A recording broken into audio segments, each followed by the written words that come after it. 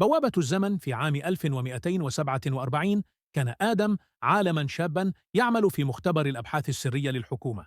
كان شغوفاً بالزمن، مهووساً بفكرة السفر عبره. بعد سنوات من البحث، تمكن أخيراً من بناء البوابة الزمنية، جهاز صغير قادر على إرسال الأجسام عبر الزمن، ولكن لم يجربه أحد بعد. في ليلة هادئة لم يستطع مقاومة الفضول. وقف أمام الجهاز، برمج التاريخ ليعود إلى عام 2025 وضغط على الزر، وميض مبهر، دوامة من الضوء، ثم ظلام.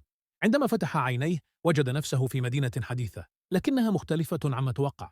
كانت المباني شامخة، لكن لا أثر للبشر. الشوارع مهجورة والسيارات متوقفة، كأنها تركت فجأة. سمع صوتا خلفه، استدار ليجد رجلا يرتدي سترة فضية، عيونه متوهجة بلون أزرق غريب. قال الرجل بابتسامة باردة: أخيرا وصلت.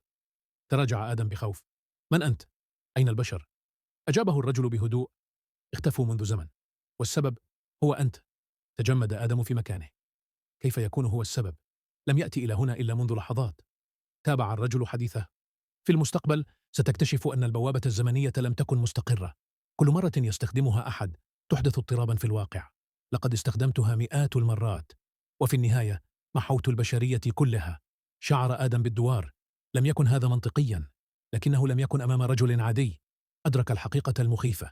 كان يتحدث مع نفسه، نسخة منه جاءت من مستقبل بعيد. ارتجف صوته: لا، هذا مستحيل. ابتسم الرجل، أو بالأحرى المستقبل الخاص به، وقال بهدوء: لقد حدث بالفعل. قبل أن يتمكن آدم من الرد، بدأ جسده يختفي تدريجيا، كأن الزمن يرفض وجوده. ثم لم يبق شيء.